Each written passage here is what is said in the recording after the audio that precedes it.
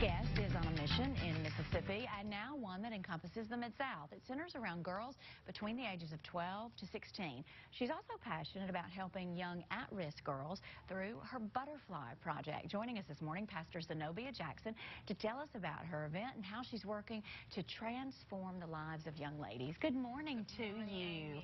Thank you so much for being with us. Thank you for having me. Absolutely. And what an appropriate day to talk about this, you know, and tell me about your Butterfly Project. Let's start with that, if you don't mind. Well, essentially, I started the program about 6 years ago. I was a language arts teacher there in Tunica County. Okay. And as I was working with the kids in my classroom, teaching subject-verb agreements and all that good stuff, right, I realized there was a disconnect. Okay. Wow. And so a lot of the girls could not really understand what I was trying to teach them because of the issues they were having outside of the classroom. Bless their hearts. And so I ended up retiring early wow. to really go full throttle with the mission of the Butterfly Project, and that was to essentially let the girls know I care about your education, but I also care about you. Yeah. I care about what's going on at home. I care about your dreams and your ambitions.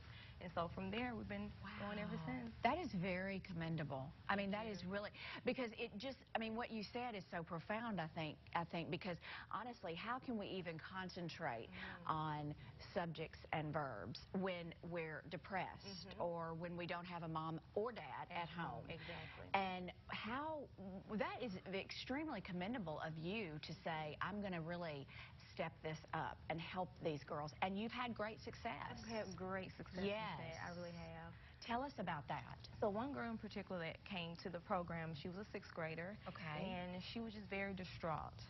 Her mom had been incarcerated ever since she was 5 years old. And so she really did not want to be there at school. She was missing her mom. And so by her being a part of our program, we would take trips every year called Inspire Me. So we would go to different colleges just for exposure so these kids could see there's so much more outside of Tunica County. There's so much more, you know, outside of your community. Yeah. And so from that, she said, Miss Jackson, I know what I want to do with my life. I said, okay, what do you want to do? I want to become a mediator. I was like, whoa. Well, okay, educate me on that. Like, you know, inform me on that. And she said she wanted to be the person to stand between the judge and the lawyer before the individual would have to go to court to see if she could bring some peace and harmony, you know, for the individual case. That's I was beautiful. like, you're on something. So these girls now are actually dreaming again, and they realize that they do have great possibilities. You know? Yeah, and just being able to realize that is huge. It is. Oh, that's beautiful. Tell us about, I mean, because some of the issues you talk about, and then we'll go right into the event that you're having on the 19th, but some of the issues, I mean, we're talking about peer pressure, cyberbullying, depression, all kinds of things.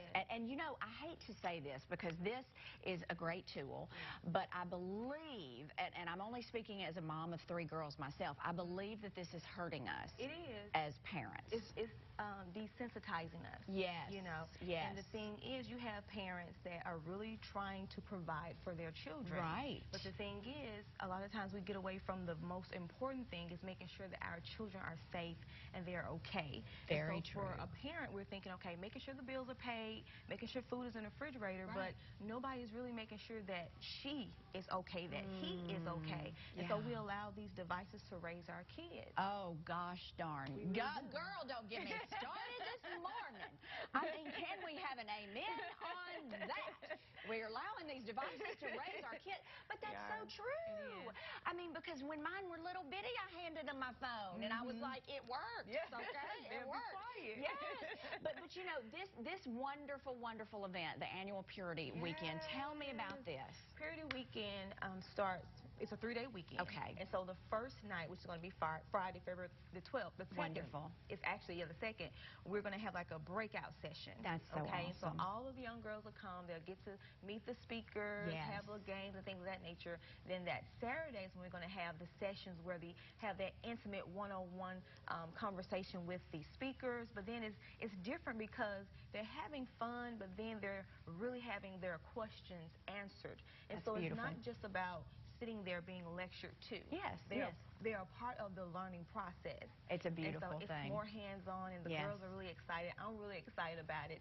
And then that Sunday is the ceremony. Wonderful. And so the girls get dressed in all white with their beautiful pearls. That's and so their beautiful. mom or dad comes I love and it. place that promise ring on their finger, and that's when the tears began to flow. Oh, it's just gorgeous. It's wonderful. Thank you so much, Zenobia. Thank My you. promise, we'll have you back. We just scratched the surface, so thank you. Thank you so much. You, it's the Purity Weekend 2018, pushing against the norm. You can get all the information at the number there on your screen, or go to support BP, that's the butterflyproject.com.